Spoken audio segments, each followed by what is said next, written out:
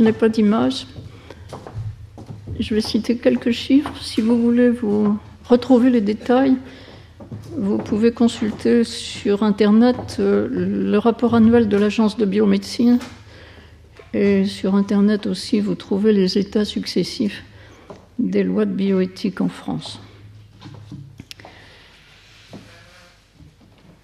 Pour introduire cet exposé sur les nouveaux modes de procréation, je partirai d'une remarque de notre collègue japonais, un philosophe, Tomonobu Imamichi, qui voulait montrer que les règles morales les plus universelles ne sont en réalité pas intangibles. Elle disait « Pensez à la règle qui est dans la Bible, qui vient de Dieu, croissez et multipliez-vous. » Cette règle, disait-il, est aujourd'hui caduque. De fait, alors qu'en France, les familles nombreuses sont encore récompensées, le fait est qu'au Maroc, en Tunisie, en Chine, les familles nombreuses sont aujourd'hui pénalisées, fiscalement, par exemple. La règle est caduque. Et ça nous rappelle le président Bourguiba, disant à la télévision, paraît-il, je ne l'ai pas entendu, mais on me l'a rapporté, disant aux Tunisiens, « Mais arrêtez donc de vous reproduire comme des lapins et envoyez vos filles à l'école. » C'était mon introduction, et je dirais que l'idée directrice que je vais suivre, c'est que s'il y a des biotechnologies qui ont profondément transformé notre espèce au cours du XXe siècle, et ça continue, ce sont ces technologies qui ont permis de passer d'une procréation subie à une procréation choisie. La procréation subie, c'était la procréation naturelle. Et on peut dire, pour reprendre l'idée de Jean-Pierre Changeux tout à l'heure, que le rôle du droit a souvent été un rôle de frein, c'est-à-dire de défense de la nature contre les efforts pour l'améliorer. Je vais prendre en considération 3 types de biotechnologies, celles qui permettent de ne pas faire d'enfants quand on n'en veut pas, celles qui permettent de faire des enfants quand on ne peut pas arriver à en faire, et celles qui permettent, on pourrait dire, d'améliorer la qualité du produit, c'est-à-dire d'améliorer la qualité de l'enfant. Ces 3 types de technologies ont suscité beaucoup de discussions morales et d'initiatives législatives. D'abord, la contraception, complétée par l'accès à l'avortement, un avortement sécurisé.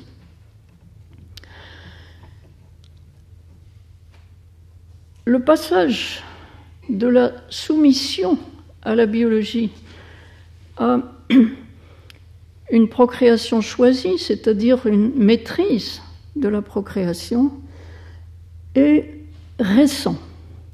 C'est le milieu du XXe siècle. Nous devons, ça s'appelle la pilule, et nous devons cette découverte à Gregory Pincus, comme vous le savez, le chercheur, à Margaret Sanger, cette américaine qui a trouvé un financement pour le chercheur, et aux femmes qui se sont prêtées à l'expérimentation de la pilule, d'abord en petit nombre aux États-Unis, puis parce que la loi américaine ne le permettait pas, à Porto Rico, à Haïti et à Mexico. La pilule a été commercialisée aux États-Unis en 1960. Son indication était limitée au départ aux anomalies du cycle menstruel. Il y a eu parmi les femmes américaines tout d'un coup une espèce d'épidémie d'anomalies du cycle menstruel, montrant que les femmes se sont précipitées sur la pilule. qu'elles se sont arrangées pour rentrer dans les cordes, hein, c'est-à-dire pour présenter l'anomalie qui justifiait l'intervention. Puis, la commercialisation et la distribution se sont généralisées aux États-Unis. Vous savez qu'en France, la pilule contraceptive a été autorisée par la loi Neuwirth en 1967.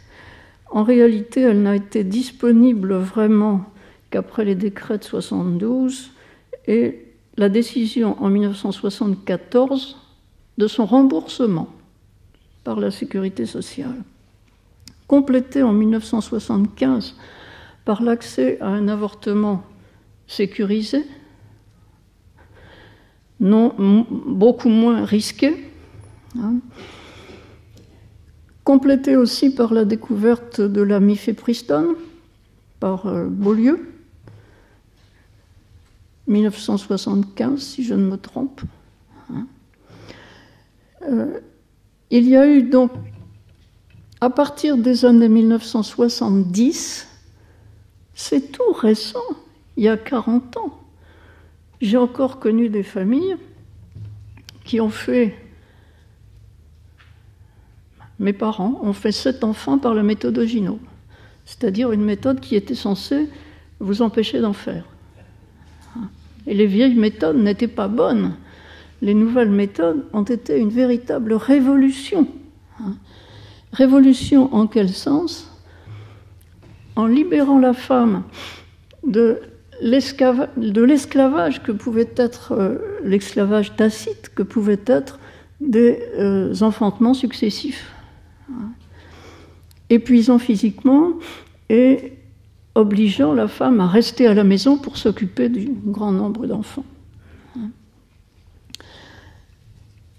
La maîtrise de la procréation, qui date donc d'il y a une quarantaine d'années, la possibilité de la maîtrise de la procréation, est à mettre en perspective, bien sûr, avec l'explosion démographique de l'espèce humaine qui a culminé dans les années 1980. Vous savez que, grosso modo, au début du XVIIIe siècle, il y avait à peu près 600 millions d'êtres humains sur la Terre. Au début du XIXe siècle, à peu près 1 milliard. Au début du XXe siècle, à peu près 2 milliards. Et qu'on attend 7 milliards pour la fin de cette année. La croissance démographique au cours du XXe siècle a été considérable et elle est concomitante avec, donc on pourrait dire que c'est un phénomène naturel d'évolution, que cette découverte de la maîtrise de la procréation. Concomitante aussi est souvent signalée une diminution naturelle de la fécondité, due à ce que, d'une part, les femmes font des enfants à un âge plus avancé, où elles sont moins fertiles, et due à ce que le sperme masculin, dit-on, s'appauvrit en spermatozoïdes. On ne sait pas pourquoi. Je dirais que c'est là la première révolution et probablement la plus importante.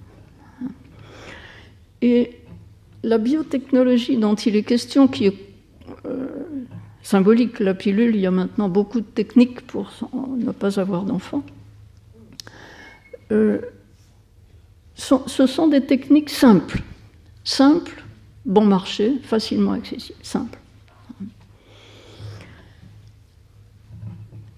L'effet sur les populations n'a pas été dévastateur, puisque en France actuellement, chaque année, pour une population de 65 millions d'habitants, chaque année en France, nous avons 545 000 décès et 825 000 naissances. Donc les naissances compensent très largement les décès et la population française continue d'augmenter un petit peu. C'est une rareté en Europe, mais ça montre que là où la maîtrise de la procréation est largement pratiquée, en réalité, ça n'entraîne pas nécessairement un déclin populationnel, mais simplement la possibilité de stabiliser et de choisir et maîtriser la manière dont le temps, le moment propice pour avoir des enfants.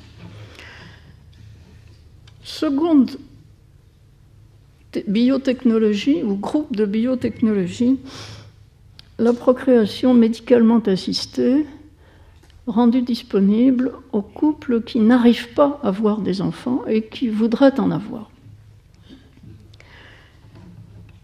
Permettre à des couples stériles d'avoir des enfants, c'est un service humanitaire, et on pourrait dire que, comme dans le cas précédent, on va dans le sens de l'hominisation. Si j'ai bien compris le passage de hominisation, humanisation, on va dans le sens de l'humanisation. L'objectif de la procréation médicalement assistée est donc une amélioration du bien-être, comme dans le cas précédent.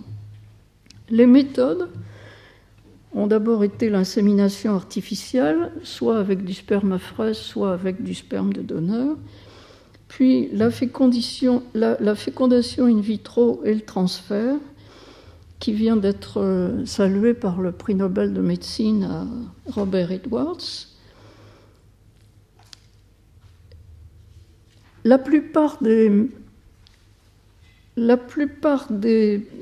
aides médicales à la procréation aujourd'hui ont recours à l'ICSI, c'est-à-dire l'injection du spermatozoïde directement dans l'ovocyte, et aux variantes de l'ISMI, c'est au moins la moitié de la procréation médicalement assistée. Et avec ces méthodes vient la possibilité de faire des diagnostics pré-implantatoires. J'en parlerai dans mon troisième point. Dans tous ces cas, ce qu'on vise à corriger, ce sont ce qu'on juge être des insuffisances de la nature ou des situations dans lesquelles la nature nous pousse et que nous ne voudrions pas. Le résultat démographique de la procréation médicalement assistée n'est pas du tout négligeable, puisque j'avais noté actuellement, il y a en France à peu près 22 000 enfants conçus chaque année par l'assistance médicale à la procréation. 22 000 enfants sur les 800 000 et quelques naissances, ce n'est pas du tout négligeable.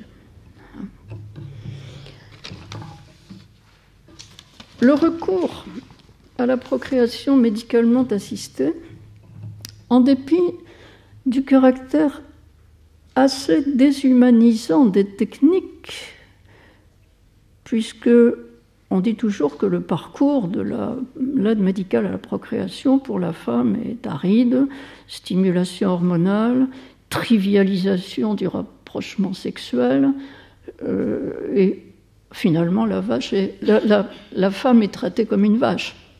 On pratique exactement la même chose sur la femme que sur la vache.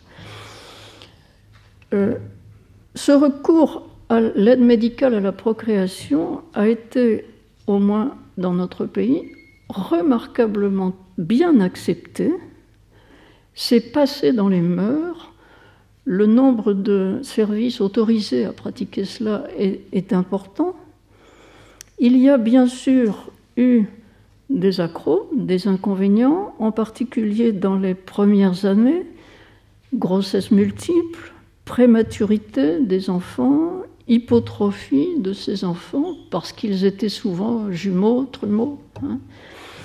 Et puis, ces anomalies ont été corrigées, et à long terme, les études de suivi montrent que ces enfants très désirés, puisqu'ils ont incité leurs parents à avoir recours à des techniques quelque peu déshumanisantes, ces enfants très désirés ont une bonne insertion affective et sociale, au moins aussi bonne que les enfants engendrés naturellement.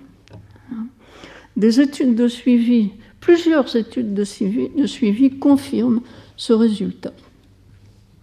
Par contre, l'usage de ces techniques nouvelles a créé des situations humainement et socialement inédite, et en particulier la technique de cryoconservation du sperme d'abord, puis des embryons. Longtemps pas des ovocytes, mais depuis les années 1990 aussi des ovocytes par la technique de vitrification, opposée à la technique de congélation lente qui était moins performante. Cette technique de congélation a permis l'échange des embryons ou des ovocytes ou du sperme, éventuellement la mise en réserve de tissus ovariens ou d'un groupe d'ovocytes. Le egg freezing semble devenu aux États-Unis une perspective que les femmes considèrent avec intérêt. Si vous êtes une jeune femme qui démarre une carrière et qui est douée pour cette carrière, vous n'avez pas envie de faire des enfants tout de suite, mais vous savez qu'à 20 ans, vous êtes au maximum de votre fertilité, alors que si vous différez, ce qui est très fréquent maintenant, si vous différez les naissances après 30 ou 35 ans, voire 40, vous serez beaucoup moins fertile. Donc, vous pouvez tenter de mettre en réserve un stock d'ovocytes que vous utiliserez dans 15 ans.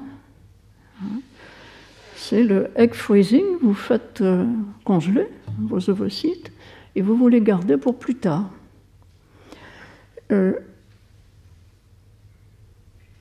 Bien sûr,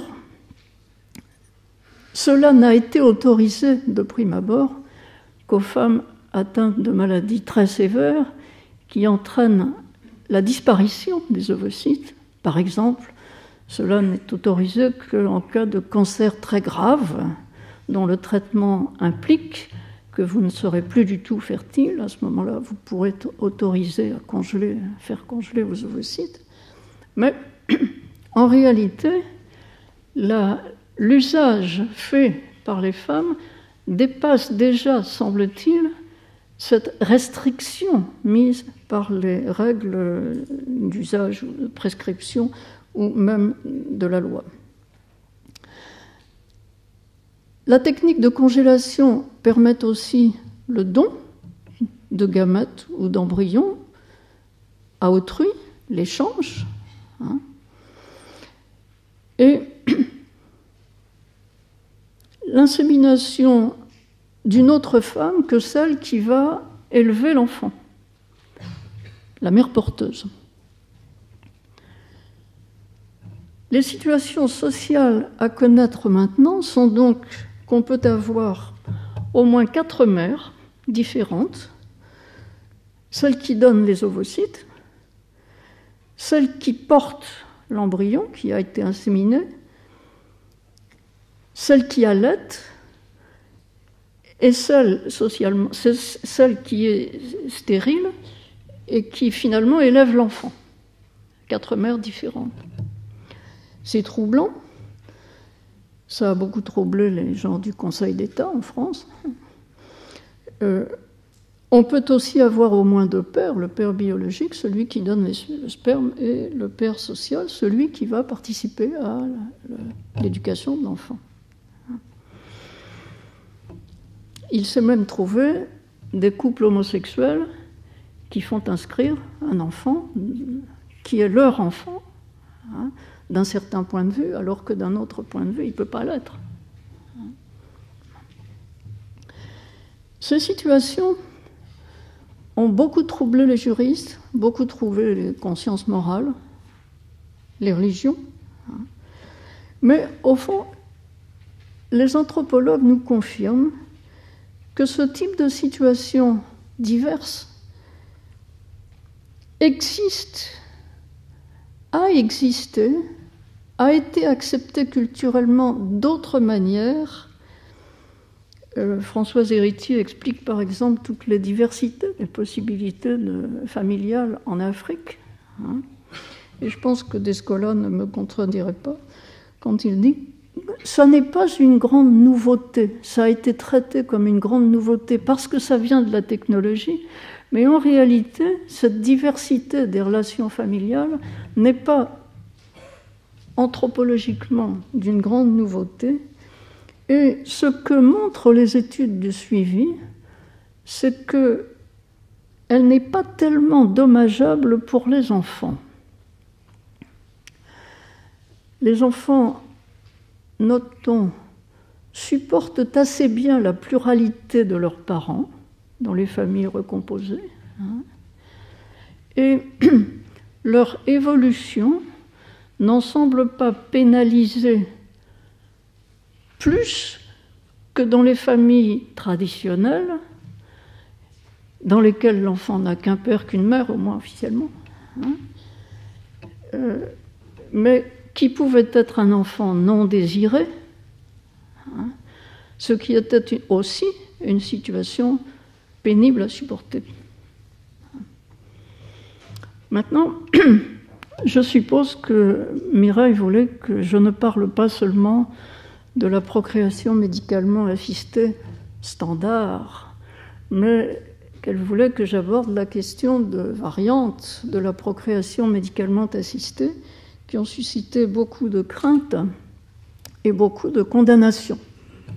Par exemple, vous savez que la loi française interdit l'offre de clonage dans le cadre de la procréation médicalement assistée. La loi française de 2004 qualifie même le recours au clonage de crime contre l'espèce humaine. Personnellement, je trouve que cette qualification est ridicule. Et je l'ai dit dans une audition à l'Assemblée nationale. Pourquoi ? Parce que, il y a quelques années, je me trouvais en Tunisie à bavarder avec un membre de l'Académie des sciences de Tunisie, et nous parlions d'aide médicale à la procréation, et je lui disais que chez nous, en France et en Europe d'une façon générale, lorsque la stérilité vient du mari, on offre tout de suite au couple un don de sperme. Et je disais, ça ne pose pas de problème. En Europe, le don de sperme est très très bien accepté. Il me disait, pour un musulman, le don de sperme est une chose moralement condamnable et extrêmement choquante, car elle introduit une rupture dans la lignée, et la rupture dans la lignée, c'est la honte. Avoir un enfant qui n'est pas de son père, c'est la honte. Et il en venait à me dire que, par contre, si on pouvait faire un enfant, offrir dans le cadre de la procréation médicale assistée, un enfant qui soit constitué à partir du noyau d'une cellule de son père et d'un ovocyte de sa mère, ça serait parfait, magnifique, pas du tout choquant, tout à fait acceptable moralement, techniquement peut-être imprudent pour le moment, mais en tout cas, pas de condamnation morale. Donc ce qui, sur un bord de la Méditerranée, est jugé moralement acceptable, si c'était techniquement faisable ou prudent, de l'autre côté de la Méditerranée est un crime contre l'espèce humaine. C'est ridicule. Où en sommes-nous ? Il y a eu aussi... Donc il me semble que dans ce domaine, le droit est quelque peu errant, et parce qu'il tente à défendre la nature contre des efforts, c'est ce que Jean-Pierre disait tout à l'heure, défendre la nature traditionnelle, ou ce qu'on appelle la nature, contre des efforts pour corriger la nature. On a aussi beaucoup parlé des cybrides. Les cybrides, ce sont des hybrides cytoplasmiques, c'est-à-dire des embryons formés d'un ovocyte de vache en Angleterre. Au Japon, c'est un ovocyte de lapine avec un noyau humain. Des équipes britanniques avaient sollicité de l'autorité britannique la permission d'utiliser des hybrides pour la recherche afin de ne pas gaspiller des ovocytes féminins qui sont une denrée assez rare et précieuse. Ça ne peut pas se produire en France, car en France, il est interdit de produire des embryons pour la recherche. Les embryons doivent toujours venir de la procréation naturelle. Pas d'embryons pour la recherche. C'est une façon de juger, mais qui est tout à fait relativisée, puisque de l'autre côté de la Manche, on peut faire des embryons pour la recherche, spécifiquement pour la recherche, et même des embryons qui mélangent du matériel humain et du matériel animal. Les jugements moraux sont donc très différents, et la règle posée est elle aussi divergente d'un côté à l'autre de la Manche. On pourrait encore évoquer la possibilité d'enfants OGM, génétiquement modifiés. Ça existe. En réalité, ça existe déjà. Et c'est beaucoup mieux supporté pour l'être humain que pour les végétaux et les animaux, bizarrement.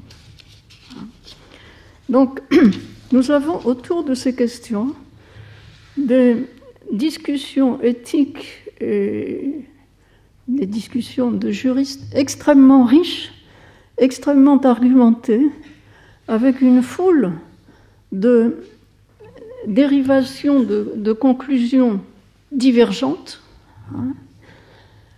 C'est passionnant. Et en même temps, on a l'impression que le cours des choses avance sans trop se formaliser de ces discussions qui finissent par se stabiliser. Par exemple, l'interdiction du clonage. Le clonage, c'est une technique de transfert de noyaux, en l'occurrence, et cette technique, elle est plus ou moins périmée maintenant par le fait qu'on peut faire la même chose avec une seule cellule. La cellule IPS, on n'a pas besoin de clonage pour obtenir, à partir d'une cellule adulte, en fait, une cellule embryonnaire. Et Nicole Ledouarin me disait que, au moins chez la souris, on a pu, au moins une fois, fabriquer un embryon, et même un être qui s'est développé, à partir d'une cellule adulte, revenue à l'état embryonnaire et remise sur le chemin de la procréation, du développement embryonnaire. Voilà en ce qui concerne la procréation médicalement assistée.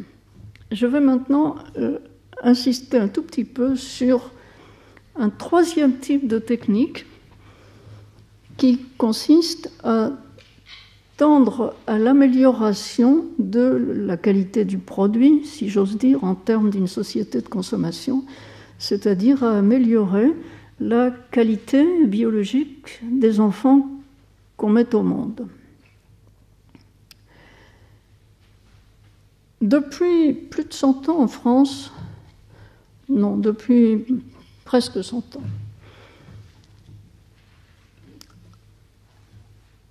on procède à un dépistage chez les nouveau-nés d'un certain nombre de maladies. Alors, c'est un dépistage très très simple qui est passé dans l'automatisme des procédures, et la plupart des femmes qui accouchent ne savent même pas qu'on a fait ce dépistage sur leur enfant quand elles mettent leur enfant au monde. Ça consiste à prendre une goutte de sang dans le talon du bébé, de mettre ça sur un buvard et de faire une analyse sur le buvard. Et on dépiste par là des maladies comme la phénylcétonurie, l'hypothyroïdie, l'hyperplasie des surrénales, la mucoviscidose, et pour des populations ciblées, la drépanocytose.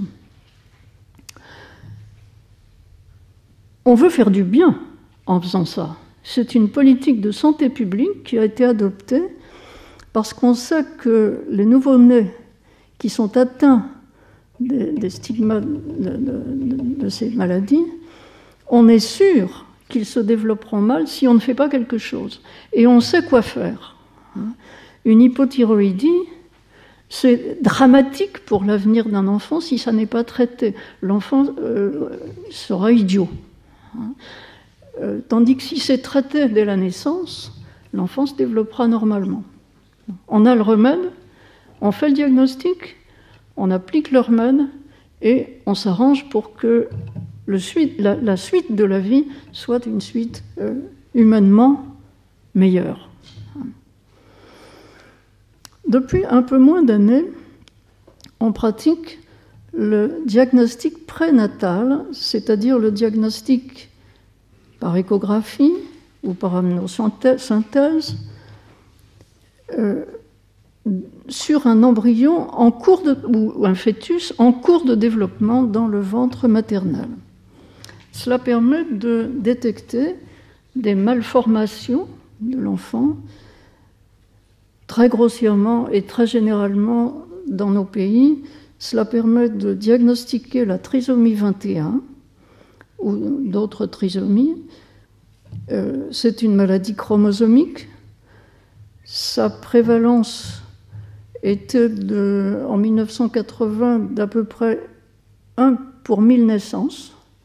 Et actuellement, grâce à un programme de dépistage activement mené dans notre pays, la prévalence est tombée à 0,5 pour 1000 naissances. Donc, elle a été diminuée de moitié. Ce programme national de dépistage comporte, au premier trimestre de la grossesse, la recherche de marqueurs sériques. Et si ces marqueurs sériques signalent qu'il y a un doute de trisomie 21, on peut pratiquer un examen plus approfondi qui donnera un diagnostic plus fiable. Ça ne veut pas dire que l'interruption de grossesse sera automatique chez les femmes enceintes chez qui ces anomalies sont détectées, car certaines femmes enceintes choisissent d'avoir le diagnostic, mais de simplement se préparer à la naissance d'un enfant trisomique.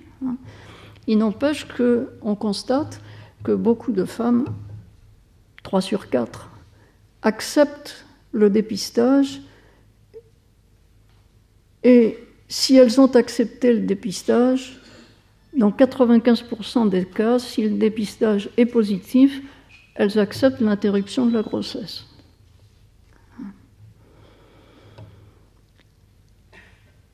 On pratique depuis encore moins d'années, mais ça avait fait l'objet d'un avis négatif du Comité national d'éthique, et maintenant c'est autorisé dans certains cas précis, le diagnostic pré-implantatoire.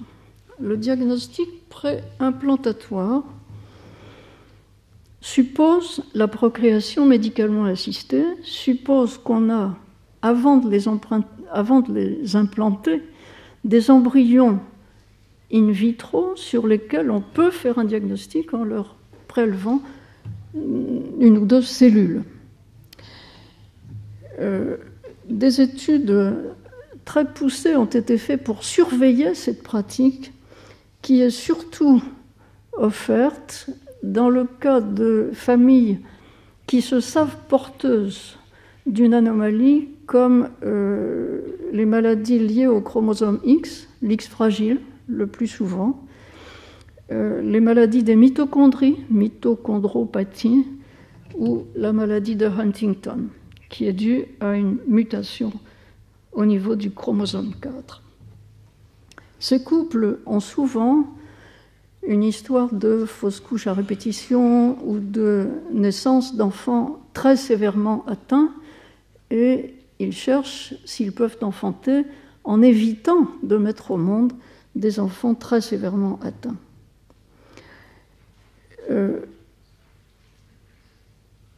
L'Agence de biomédecine s'interroge actuellement sur le point de savoir si on va vers une extension des pathologies dépistées ou dépistables.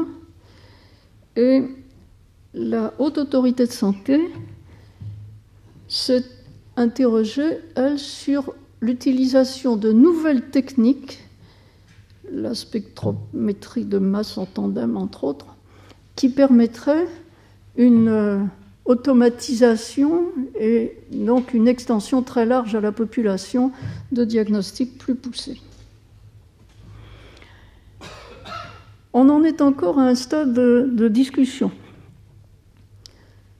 Les arguments qu'on trouve dans cette discussion sont: les familles ont le droit de savoir.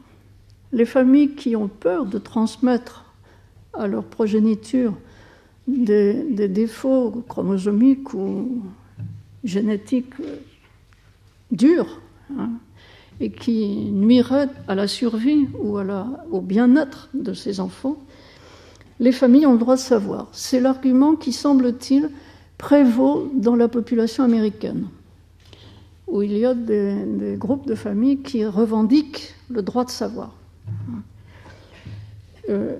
En Europe, et selon aussi une recommandation de l'Organisation mondiale de la santé, le droit de savoir devrait être limité aux pathologies pour lesquelles il y a un traitement possible ou une action possible, où on sait faire quelque chose, alors que dans les cas où le diagnostic n'aboutirait à rien, à aucune conclusion positive, on ne sait pas quoi faire, le diagnostic ne devrait pas être fait. Ou s'il est fait, il ne devrait pas être communiqué. Ou s'il est rencontré par hasard, il ne devrait pas non plus être communiqué. Ce n'est pas le seul point sur le droit de savoir contre qu'est-ce qu'on sait faire, si on ne sait rien faire, ne rien dire, cacher. Autre point de discussion, le risque de fichage des données recueillies lors d'examens systématiques, si on commence à faire des examens systématiques sur toutes les femmes enceintes, pourquoi pas.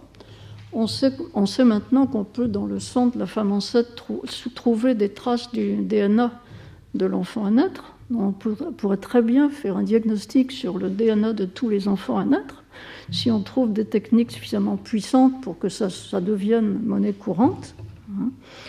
À ce moment-là, les données vont être fichées quelque part. On va vouloir conserver des échantillons pour faire de la recherche. Est-ce qu'on devra demander le consentement des personnes? À quel moment le consentement des personnes? Seulement pour des usages pour la recherche, ou seulement est-ce que les personnes veulent savoir? D'autre part, l'offre de dépistage suppose une dépense publique, et est-ce que cette dépense publique est compensée par un avantage pour la santé publique? C'est une question. On en vient plus généralement à envisager la possibilité, puisqu'actuellement tout un chacun peut obtenir sur Internet son profil génétique, d'agences qui vous offrent votre profil génétique pour 1 000 €. On en vient à la possibilité que les familles pourraient envisager de profiler génétiquement l'enfant à naître de façon systématique. Simplement d'avance pour savoir, par précaution même. Faire un profil génétique global d'un enfant à naître, qu'est-ce que ça implique comme responsabilité, comme obligation pour plus tard? Tout ça n'est pas encore bien clair. Je conclurai en disant: les techniques sont prosaïques. Les techniques de procréation médicalement assistée sont même, d'une certaine façon, déshumanisantes. Je disais tout à l'heure, la femme traitée comme une vache.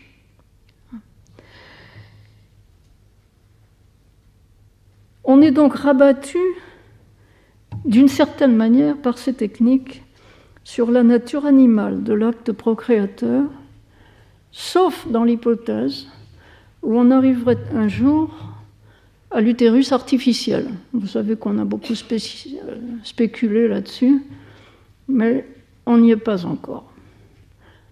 Est-ce qu'on le souhaite? Ça, c'est une autre question. Par contre, le fait est là,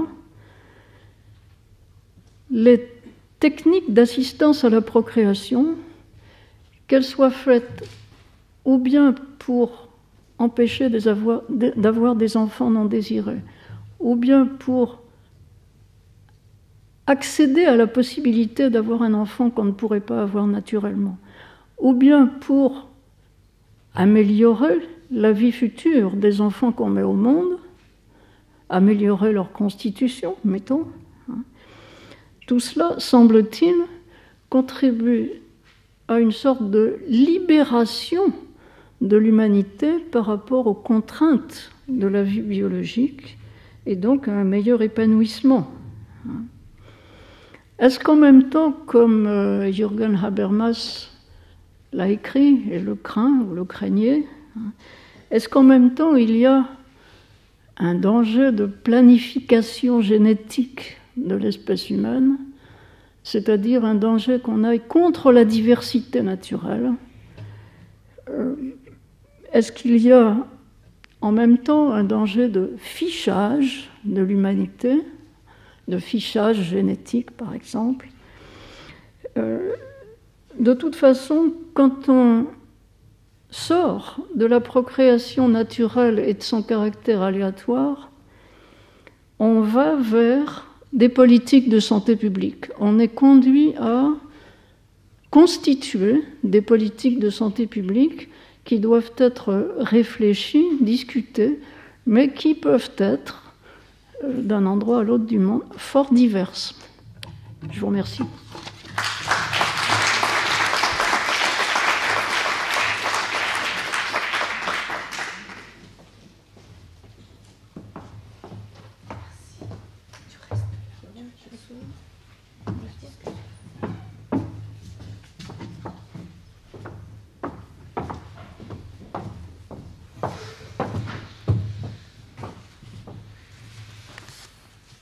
Merci Anne Fagot-Larchot pour cet exposé un peu déstabilisant, je dois dire, pour les juristes que je suis, d'une certaine manière. Alors, on reste toujours sur la question que tu avais d'ailleurs posée à l'occasion du colloque Darwin. Est-ce qu'il faut rester enfermé entre deux extrêmes, c'est-à-dire tout ce qui change la nature doit être interdit, d'un côté, et puis l'autre extrême, tout ce qui est possible doit être permis. C'est un peu la question qu'on se pose en écoutant l'exposé, parce que, au fond, moi, c'est ce qui me paraît un fil conducteur qui peut nous aider à réfléchir, c'est qu'il y a sans doute une gradation à faire entre ce que tu as appelé à la fois déshumanisant et libéralisateur, sans doute une gradation à faire, et autour de peut-être valoriser l'idée d'indétermination, parce qu'il y a une sorte de paradoxe qui consiste à dire, au nom de la liberté individuelle, on doit pouvoir aller vers des pratiques qui risquent de conduire à une planification génétique de l'espèce, voire à un fichage, donc à réduire la diversité et la liberté.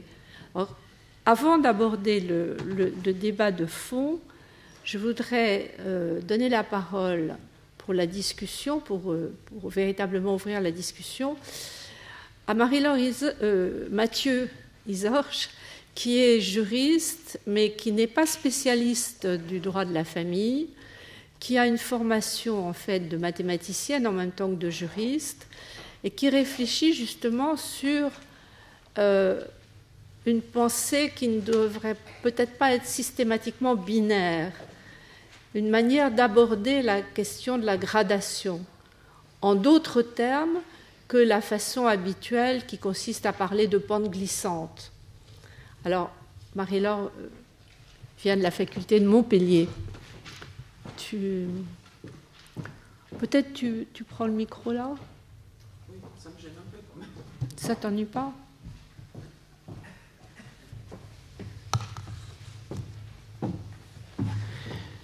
Merci Mireille, merci de donner la parole à une juriste singulière qui est à la fois effectivement scientifique et qui va tenter de jouer le rôle d'interface. Hominisation, humanisation, nature, culture, être, chose, humain, non humain, relatif, universel, cerveau droit, cerveau gauche.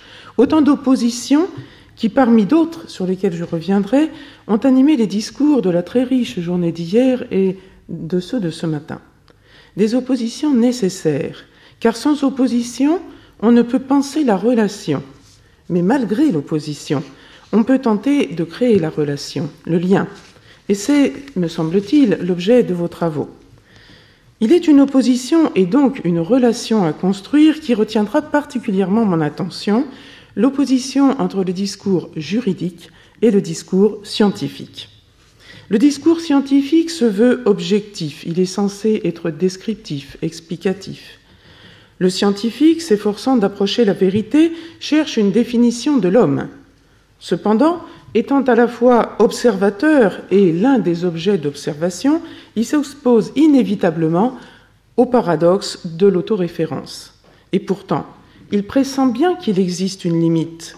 De la même manière que nous pressentons bien qu'il y a une limite à notre champ visuel, mais nous ne pouvons jamais faire l'expérience de celle-ci.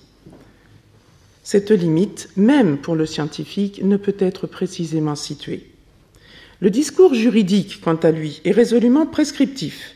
Le juriste ne prétend nullement rendre compte de la vérité, chercher une vérité, ni même, et peut-être encore moins, se conformer à ce qu'on pourrait appeler la réalité. Il a pour objectif de régir les relations entre les hommes ou les relations entre les hommes et les choses. Et pour cela, il pose des frontières, bien plus qu'il ne cherche à les situer objectivement. Et il ne tend même pas à les chercher dans la réalité, qui est tout en nuances, parce qu'il fonctionne, a-t-on joliment écrit, dans un autre monde, et j'ajouterai aussi dans un autre temps. Un monde et un temps qu'il s'est forgé afin de pouvoir régir le monde réel sur lequel il est censé avoir un impact. Mais lorsque l'écart devient trop grand entre la représentation du monde que se fait le juriste et ce qu'on pourrait appeler la réalité explorée par le scientifique, le juriste risque de manquer son but. Quelques exemples pour vous convaincre de la distance qui existe et peut-être se creuse davantage de nos jours entre la réalité du scientifique et le monde du juriste. Il y a quelques années, le juge a pu affirmer que tout individu, et je cite, doit obligatoirement, c'est redondant, doit obligatoirement être rattaché à l'un ou à l'autre sexe en dépit de ses éventuelles anomalies. Division binaire des sexes qui est évidemment utile pour le juriste, mais qui ne tient pas compte de la réalité biologique, qui ne tient absolument pas compte des cas dans lesquels le sexe est indécis. Autre exemple, la loi pose également des seuils, des frontières, pour établir des classifications qui sont bien souvent binaires, par exemple le mineur, le majeur. Au mieux, elle ira jusqu'à admettre des paliers, comme la loi pénale qui, par exemple, à propos des mineurs délinquants, distingue entre ceux qui ont moins de 13 ans, ceux qui ont entre 13 et 16, ceux qui ont entre 16 et 18. Mais il n'empêche que malgré cette pseudo-gradation, il s'agit toujours de seuils. Ce sont toujours des frontières, avec des effets de seuil parfois considérables. Et on a vu il y a quelques années la Chambre criminelle de la Cour de cassation admettre que l'on calcule d'heure à heure l'âge d'un jeune homme qui avait commis un viol le jour de ses 16 ans. Malheureux, il avait commis ce viol à 16 ans plus quelques heures. Ce qui a permis de l'empêcher de bénéficier de l'excuse atténuante de minorité qui aurait pu diviser le maximum de la peine encourue par 2. Effet de seuil considérable. Cette démarche peut paraître cruelle, mais elle est délibérée, car le droit est indépendant de la réalité biologique. Et il ne cherche pas nécessairement, comme vous l'avez suggéré, chère madame, à défendre la nature contre des efforts qui tendraient à en corriger des efforts pour la corriger. Cette démarche-là est une démarche consciente, la démarche du juriste. En revanche, ce qui n'est pas conscient, c'est l'existence de paradigmes, de cadres de référence qui jusqu'ici n'étaient pas apparus comme tels. Et c'est ici que les évolutions scientifiques, et particulièrement celles relatives à la procréation médicalement assistée, invitent le juriste à se pencher sur le contenu de notions qui jusqu'ici lui semblaient aller de soi. La notion d'homme, bien sûr, mais aussi les frontières de la vie, le début, la fin, s'il en existe. Ou encore l'écoulement du temps, que je retiendrai pour exemple. Le temps juridique est, comme pour la plupart des physiciens, un temps linéaire orienté dans un seul sens. On a parlé hier des 3 temps, je dirais plutôt des 2 temps, séparés par un étroit temps, l'instant qui n'a pas d'épaisseur. Ce temps-là est orienté pour nous tous. Pour le juriste, il est parfois orienté dans l'autre sens, parce que le juriste, au prix d'efforts intellectuels considérables, admet parfois la rétroactivité. Mais il dit alors qu'il s'agit d'une fiction, et on peut d'ailleurs se demander si c'en est bien une. Il est communément admis que le temps se déroule dans un sens. Très bien. Mais alors, comment ne pas imaginer qu'un jour, grâce aux techniques que vous nous avez décrites, on ne puisse voir un grand-oncle naître 40 ans après son petit-neveu? Comment le droit des successions va-t-il réagir à cela, alors qu'il est basé sur une conception naturelle de la chronologie des naissances?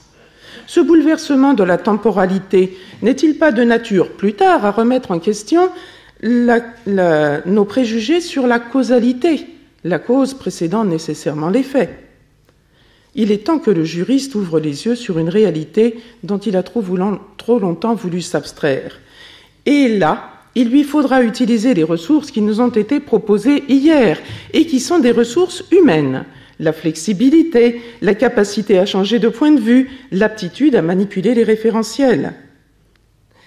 Encore lui faudra-t-il prendre conscience de ces référentiels. Et ici, l'apport des progrès scientifiques est indéniable, qui oblige le juriste à penser ce qu'il a toujours cru être des évidences et à faire des choix, parce que cela relève de sa compétence. Mais pas des choix brutaux, fondés sur des classifications rigides et un raisonnement du tout ou rien, auquel il a été fait allusion tout à l'heure. Par exemple, le débat sur l'attribution de la personnalité juridique aux animaux est enfermé dans une optique purement binaire, oui ou non. Peut-être cela est-il révélateur, puisqu'on n'arrive pas à trouver de réponse, du fait que la question est mal posée. Peut-être faut-il dépasser cette question-là. Peut-être faut-il y répondre de manière nuancée et s'extraire des dichotomies et des raisonnements simplistes qui inspirent le plus souvent le discours de juriste. On pourrait espérer trouver, dans des raisonnements inspirés de la logique floue, une meilleure adéquation entre la règle et la réalité. Et j'étais heureuse tout à l'heure d'entendre dire que la solution qui marche, c'est celle qui est la mieux adaptée à la réalité. Effort d'adaptation, certes, mais la règle n'est pas censée s'adapter au réel, du moins pas complètement, sinon ce ne serait plus une règle. Elle pourrait toutefois, en adoptant une certaine flexibilité, rester suffisamment contraignante parce qu'elle le doit, sans perdre pour autant sa cohérence parce qu'elle le doit aussi. Mais il faut prendre garde de ne pas rester dans une logique purement unidimensionnelle. Une logique purement unidimensionnelle. Je prendrai pour exemple les codes barres. Le code barre est un code assez riche, mais à une seule dimension. Nous voyons apparaître maintenant les tags en 2 dimensions, qui sont infiniment plus riches d'informations, qui prennent en compte 2 dimensions différentes. Eh bien justement, il me semble que la ressource, la réponse à nos interrogations puisse se trouver dans l'exploitation d'une autre dimension de l'homme, une dimension qui est en train d'émerger, à savoir sa responsabilité fondée sur les capacités que vous nous invitez à découvrir. Justement parce que, si j'ai bien compris, l'homme est le seul capable de se faire une représentation du monde qui l'entoure, mais aussi de lui-même. Il est le seul capable de se dégager de la stratégie de route égocentrée et à pouvoir opérer un survol allocentré. Pourquoi ? Parce qu'il se peut bien qu'il soit le seul à disposer de la carte. Une carte, et j'y reviens, c'est un objet à 2 dimensions.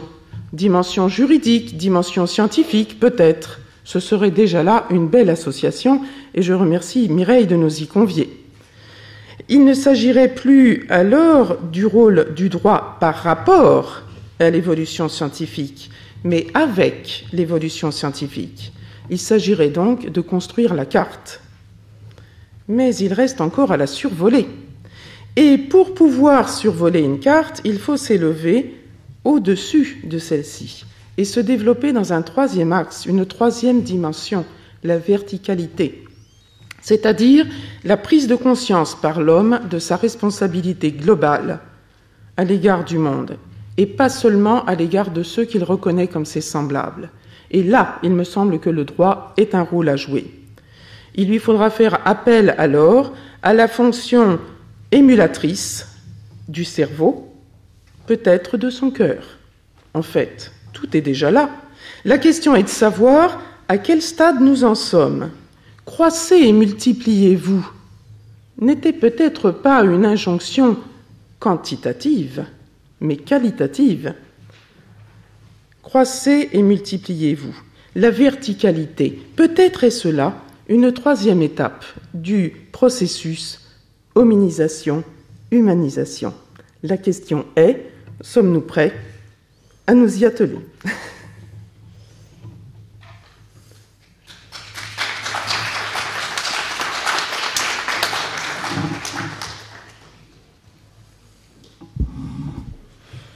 J'aime beaucoup l'idée que le droit accepte de repenser ce qui était toujours apparu comme des évidences. Ça, c'est magnifique comme attitude. Ce qui m'inquiète, c'est la propension du droit à figer dans des règles qu'on croit absolues et universelles, figer trop vite des accommodements qui en fait sont provisoires, qui se révéleront provisoires. Et la répugnance qu'on a en France à modifier la loi bioéthique actuellement me paraît relever de cette timidité. Il faut accepter l'idée que les accommodements qu'on fait puissent être, même appuyés par de beaux raisonnements, flous ou pas flous, puissent être provisoires. Que ce soit des essais, que c'est mis en expérimentation. Bien entendu. C'est une tentative. Tout à fait. Et justement, c'est un petit peu comme l'évolution scientifique. Elle est toujours en progrès, toujours en question, toujours en remise en question. Et c'est bien là aussi le rôle du juriste d'avoir à se remettre en question. Mais sans pour autant renier son rôle. Son rôle de régulateur. Mais cette régulation-là et cette conservation du rôle politique du juriste ne pourra se faire qu'au prix d'une rencontre avec le scientifique. S'il reste sur ses gardes et si le scientifique fait de même, nous ne pourrons pas évoluer, je crois, dans le sens de la verticalité, justement. Mais pour ne pas fixer les choses, justement, le changement de logique permet une interprétation évolutive. Oui. Si on introduit une logique floue avec un seuil lui-même déterminé par un certain nombre de critères, le seuil peut évoluer selon Certes, mais il me semble que... Il y a une manière d'éviter que le droit fixe ou stabilise.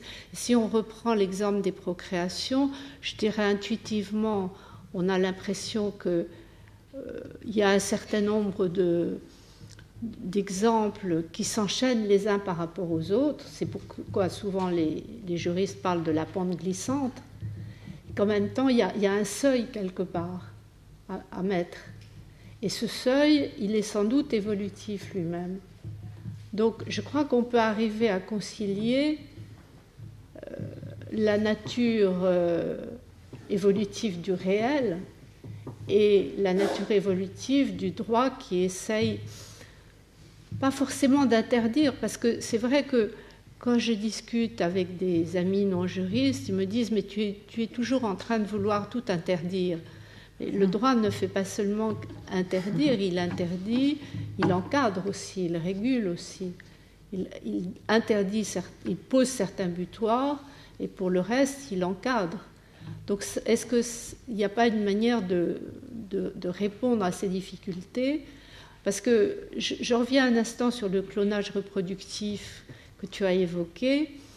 En fait, l'exemple que tu as donné, c'est un cas de clonage, enfin une hypothèse de clonage reproductif, parce que la cellule est prise chez l'homme et ensuite on introduit l'ovocyte de la femme.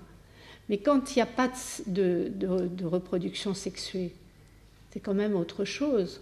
Le clonage reproductif peut être totalement asexué. D'accord. Et là, ça pose un problème. Non, il faut quand même un ovocyte. Si on fait ce qui pourrait être une limite. Ce qui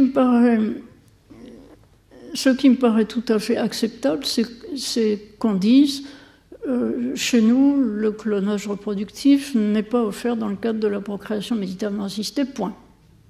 Ce n'est pas une technique que pour l'instant on offre. C'est ce qu'ont fait les Anglais. Mais ils n'ont pas dit c'est un crime contre l'espèce humaine. Il y a une grande différence. Parce que d'un côté, on donne une justification énorme et on n'ose plus y toucher. Alors qu'en réalité, on ne s'est pas aperçu qu'on devrait aussi interdire. Si on a interdit le clonage et considère ça comme criminel, on devrait aussi interdire de fabriquer des enfants avec des cellules iPS. Mais ça, ils n'y ont pas pensé parce qu'ils ne savent pas encore, les juristes. Mais si c'est possible, si c'est une possibilité envisageable, il faudrait aussi l'interdire. Et ça, c'est... Bon. Le clonage reproductif, dans la mesure où il permet une reproduction non sexuée, me paraît créer un problème par rapport à un principe qui n'est pas inscrit dans le Code pénal français, mais qui est sous-jacent à la notion même de crime contre l'humanité, pas de crime contre l'espèce humaine, qui est un principe d'indétermination. On affaiblit l'indétermination si on sort du système de reproduction sexuée. Et c'est en ce sens que la qualification criminelle, dans ce cas particulier, moi, ne me choque pas. Oui, qu'on change. Si je peux me permettre d'intervenir justement depuis hier, je pense à un article que j'aurais dû te passer, un travail une réflexion que j'ai faite sur la théorie des fractales. Alors, sans doute, beaucoup d'entre vous ont entendu parler de cela, et dans les discours qui étaient là hier, j'ai lu souvent cette idée de fractale, c'est-à-dire de développement d'une entité avec un modèle qui est inévitable. Il y a une part de nécessité, mais il y a aussi du hasard. Le hasard et la nécessité se combinant harmonieusement pour parvenir à la vie. Parce que l'uniformisation, c'est la mort. L'uniformisation, c'est la mort. Et je crois profondément à l'idée qu'il faut préserver une part, justement, de diversité et d'indétermination, et ne pas se prendre pour Dieu. Pardonnez-moi, c'est un petit peu provocateur, mais le scientifique se prend parfois pour le créateur, mais il est lui-même créé avec sa part d'indétermination. Et le juriste n'a pas non plus à se situer en tant que Dieu par rapport au scientifique. Nous avons la chance tous d'être des humains pourvus d'une conscience, et ensemble nous pouvons prendre conscience de cela. C'est cette prise de conscience qui me paraît absolument essentielle, de notre survie en tant qu'être diversifié.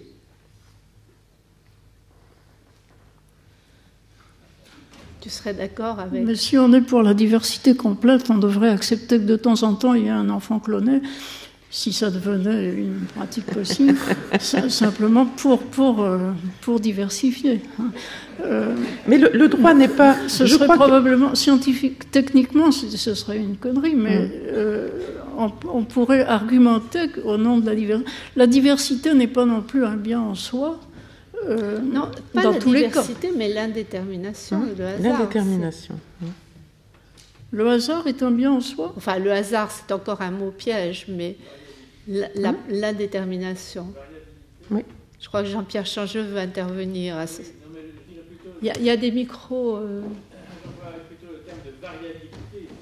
Oui, variabilité, c'est... Variabilité, diversité, ce sont des termes qui sont acceptables. Puisque j'ai la parole, je voudrais juste dire un mot à propos de votre intervention. Il y a des systèmes juridiques assez différents dans les pays latins et anglo-saxons, et qui, pour aller dans le sens de votre exposé, je pense que le système anglo-saxon avec jurisprudence, si vous voyez, il y a un événement, il y a une réflexion, ça crée un moment de loi, si vous voulez, ou d'un élément juridique, si j'ose dire, auquel on va faire référence. Et puis il va y avoir un autre événement 2 ou 3 ans plus tard qui va lui-même venir moduler l'événement précédent, et le système est beaucoup plus évolutif, comme le suggérait Mme Delmas-Marty. Et à mon avis, l'énorme difficulté avec le système français, c'est qu'il est beaucoup trop rigide. Oui. Par exemple, quand j'étais au comité d'éthique, on avait proposé des recommandations, c'était en 98, sur justement le clonage, etc. On est plus de 10 ans après, et puis les choses n'ont pas évolué. Le système français est extrêmement immobiliste et empêche cette évolution. Donc je crois qu'il faut prendre en compte les systèmes juridiques, même dans votre raisonnement. Tout à fait. Et nous avons travaillé avec Mme Delmas-Marty il y a quelques années sur la jurisprudence de la Cour européenne des droits de l'homme. Et justement, nous avons procédé de manière inductive à partir de ces décisions, et non pas selon une réflexion dogmatique, déductive. Il y aurait des règles rigides à respecter, ce qui nous a conduit justement à travailler sur ces logiques floues qui intégreraient plusieurs critères, mais des critères flexibles, des critères autour desquels il puisse y avoir de la marge, et qui seraient suffisamment accueillants justement pour permettre cette collaboration. Si nous nous positionnons comme des personnes qui voulons avoir autorité, il est sûr que nous serons rejetés par les scientifiques. Et ce n'est pas notre but. Mais le dialogue existe à l'OPECST, comment c'est, l'Office parlementaire pour les sciences et les technologies. Là, le dialogue existe quotidiennement, entre scientifiques et législateurs. Oui, le système français est tel que l'évolution ne se produit pas, c'est tout. Le système français est tel que les recommandations de l'OPECST n'ont pas été suivies lors de la révision de la loi. Oui, enfin, donc tout est notre système juridique qui donne des lois révisables et universelles, etc., est beaucoup trop lourd. Il faudrait éviter d'avoir un système aussi figé dès le départ. Et c'est ce qui fait que les Anglais ont un système beaucoup plus adaptatif, beaucoup plus flexible, beaucoup plus évolutif sur ce plan, et qui, je pense, la société n'en souffre pas du tout. Et il y a une meilleure interconnexion entre la science et le droit. Et d'ailleurs, vous avez dit tout à l'heure, ça m'a interpellé, que la sélection des neurones la sélection des connexions se fait par l'habitude, par l'activité. Et je me disais, mais il faudrait justement que nous changions nos habitudes pour multiplier les connexions. Non, mais le problème, c'est que cette flexibilité est beaucoup plus importante pendant l'enfance et le développement. Elle persiste chez l'adulte, fort heureusement, mais dans une moindre mesure. Et à mon avis, c'est là la difficulté, c'est que nous sommes à la fois soumis aux contraintes de notre éducation et à l'évolution de la société, qui remet en cause certains des principes selon lesquels on était nous-mêmes éduqués. Oui, mais justement, c'est ce que j'évoquais, la une difficulté. Prise de conscience des paradigmes dans lesquels nous baignons. Absolument. Qui est absolument indispensable. Voilà, donc c'était ma question, sommes-nous prêts à jouer les éclaireurs? Malheureusement, je suis obligée d'interrompre la discussion, ou tout au moins d'annoncer la suite de la discussion à travers un thème qui n'est pas très loin de ce dont nous venons de parler, post-humanisation et ou déshumanisation. On va retrouver la question de l'humain et de l'inhumain avec Marie-Angèle Hermite.